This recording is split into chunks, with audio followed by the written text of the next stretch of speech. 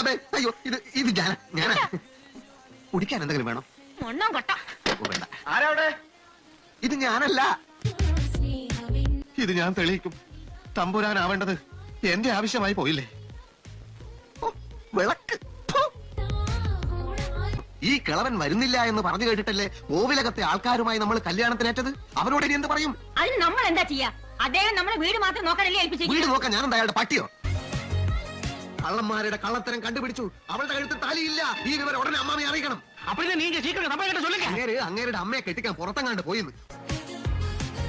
നീ ഈ വഴിക്ക് പോ, ഞാൻ ഈ വഴിക്ക് പോവാ. നീയാണ് ആദ്യം കാണുന്നതെങ്കിൽ ആ പണ്ടാരക്കാലിനോട് വിവരങ്ങളൊക്കെ പറഞ്ഞു. ആ എരപ്പയല്ല അവളുടെ ഭർത്താവ് എന്ന് തെളിയിക്കാൻ എന്താണ്ടാ ഒരു വഴി? വഴി ചൊല്ലിക്കൊടുത്താല് തമ്പ്രാനൊക്കെ പാങ്ങി പോയി മുടി മുറിക്കാനൊക്കെ കാശ് തരുമാ. വഴി കൊള്ളാമെങ്കിൽ മുടിയല്ല നിന്റെ തല വെട്ടാനുള്ള കാശ് ഞാൻ തരാം. തമ്പ്രാൻ കിட்ட போட்டம் பிடிக்கிற என்ஜின் இருக்கா? கேமரையா?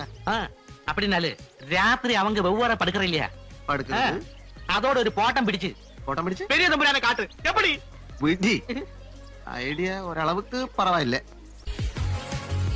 നീ ഇത്ര നാണം കെട്ട ഒരുത്തനാണെന്ന് ഞാൻ വിചാരിച്ചില്ല. അണ്ണന്റെ സ്വന്തം മകളും ഭർത്താവും അല്ലേ ഈ മുറികൾ തുറങ്ങുന്നത്? താൻ ഇക്കാര്യത്തിൽ ഇടപെടണ്ട. അമ്മ യഥാർത്ഥത്തിൽ